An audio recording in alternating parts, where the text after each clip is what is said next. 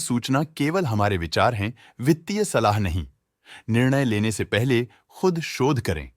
किसी भी लाभ या हानि के लिए हम उत्तरदायी नहीं हैं। आज हम देख रहे हैं टाटा कंसल्टेंसी सर्विसेज लिमिटेड के 2025-26 Q1 की standalone financial performance. Starting with the sales, पिछले क्वार्टर से सेल्स में -2.5% का डिक्रीज हुआ है, मगर कंपनी ने पिछले साल के मुकाबले मार्जिनल सेल्स डिक्लाइन रिपोर्ट किया, around -0%। Expenses -5% quarter on quarter decrease हो गए हैं, जो साल भर के -0.5% के डिक्लाइन के साथ अलाइन करता है। एक्सपेंसेस में डिक्रीज अच्छा है, लेकिन सेल्स में डिक्रीज निराशा की बात है। ऑपरेटिंग प्रॉफिट, जो पिछले साल के कंपैरिजन में 1% अप हुआ है, quarter on quarter around 5% increase हुआ है। Operating profit margin (OPM) annual basis पे 0.5% से इंक्रीज हुआ है और पिछले क्वार्टर के कंपैरिजन में 2% से इंक्रीज हुआ है। एक्सेप्शनल आइटम्स को ऐड करके अदर इनकम पिछले क्वार्टर के कंपैरिजन में 40.5% बढ़ गई, बावजूद इसकी ईयरली ग्रोथ 12% हुई है। इंटरेस्ट एक्सपेंसेस पिछले क्वार्टर से -15% डाउन हुआ, लेकिन ईयर ओवर ईयर इंक्रीज 18% हुआ है।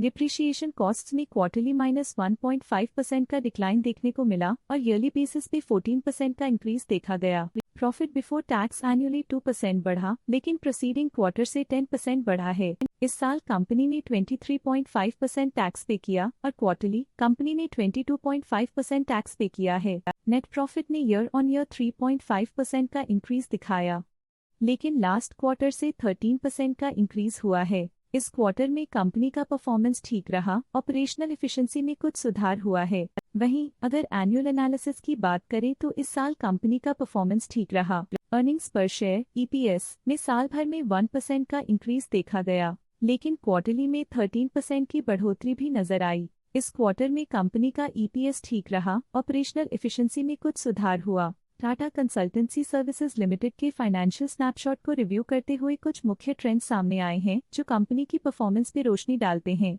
जून 2022 से जून 2025 तक टाटा कंसल्टेंसी सर्विसेज लिमिटेड की फाइनेंशियल जर्नी में सबसे पहले बात करते हैं सेल्स की। इस साल सेल्स में 4.5% की वृद्धि हुई है और पिछले 4 सालों में 28.5% की वृद्धि हुई है, जो एक निरंतर अपवर्ड ट्रेंड को दर्शाता है। पिछले 3 साल से सेल्स लगातार बढ़ती जा रही है, जो मार्केट एक्सपेंशन और कंज्यूमर डिमांड में वृद्धि को दर्शाता है। अब बात करते हैं एक्सपेंसेस की। इस साल एक्सपेंसेस 6% बढ़े हैं और 4 सालों में 30.5% का इजाफा हुआ है। इस साल हालांकि एक्सपेंसेस सेल्स से थोड़ा ज्यादा बढ़े हैं, मगर ग्रोथ रेट्स का करीब होना स्टेडी ऑपरेशनल कॉस्ट को दर्शाता है। ऑपरेटिंग प्रॉफिट का सफर स्टेडीली ऊपर चढ़ रहा है, इस साल 1% की बढ़ोतरी के साथ और पिछले 4 सालों में 23% का नोटिसेबल राइज हुआ है। पिछले 3 साल से ऑपरेटिंग प्रॉफिट लगातार बढ़ रहा है, जो कॉस्ट मैनेजमेंट और ऑपरेशनल कुशलता को दर्शाता है। नेट प्रॉफिट का सफर ऊपर की ओर चल पड़ा है, इस साल 7% की चढ़ाई के साथ पिछले 4 सालों में 26% की शानदार वृद्धि हुई है।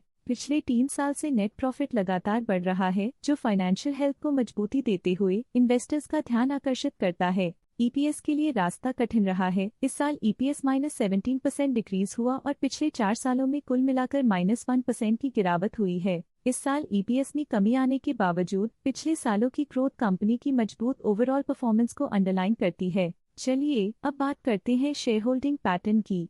शेयर होल्डिंग रिपोर्ट्स कुछ इस प्रकार की हैं जो के तक चलता है। ये रिपोर्ट कंपनी के शेयर्स की डिटेल्ड जानकारी देता है, जिसमें promoters, promoter groups, foreign investors, public investors और सरकारी एंटिटीज शामिल हैं। जब कंपनी के शेयर्स का अधिकतम हिस्सा प्रमोटर्स, FII, DII या गवर्नमेंट के पास होता है, तब ये माना जाता है कि कंपनी मजबूत हाथों में है, जो स्थिरता और मजबूत समर्थन को दर्शाता है और इस मार्केट की स्थिरता बनी रहती है।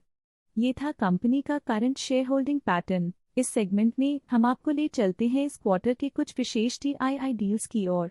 14 जुलाई 2025 को the MTBJ limited as trust for government pension instant fund MTBJ 4000045828 ने 3.3 लाख शेयर्स की बिक्री की 3,266 रुपीस पर यूनिट के हिसाब से, जिसका टोटल था 109 करोड़। 14 जुलाई 2025 को the MTBJ limited as trust for government pension investment fund MTBJ 4000045849 ने 3.3 लाख शेयर्स खरीदे 3,266 रुपीस पर यूनिट के हिसाब से, जिसका टोटल था 109 करोड़। तो ये थी इस क्वार्टर की कुछ सर्वाधिक चर्चित DII डील्स, जो दिखाती है बाजार के नए रुझान। अब नजर डालते हैं टाटा कंसल्टेंसी सर्विसेज के स्टॉक रिकमेंडेशन पे।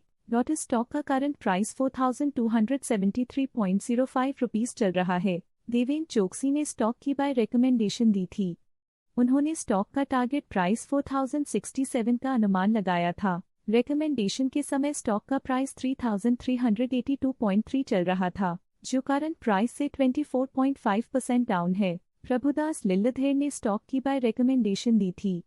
उन्होंने स्टॉक का टारगेट प्राइस 3920 का अनुमान लगाया था। रिकमेंडेशन के समय स्टॉक का प्राइस 3382.3 चल रहा था, जो करंट प्राइस से 20% डाउन है। शेर खान ने स्टॉक की बाय रिकमेंडेशन दी थी। उन्होंने स्टॉक का टारगेट प्राइस 3900 का अनुमान लगाया था। रिकमेंडेशन के समय स्टॉक का प्राइस 3382.3 चल रहा था, जो करंट प्राइस से 19.4% डाउन है। चॉइस इक्विटी ब्रोकिंग ने स्टॉक की बाय रिकमेंडेशन दी थी। उन्होंने स्टॉक का टारगेट प्राइस 3950 का अनुमान लगाया था। रिकमेंडेशन के समय स्टॉक का प्राइस 3246.1 चल रहा था, जो करंट प्राइस से 22.2% डाउन है। आज के लिए फाइनेंशियल सेक्टर में इतना ही।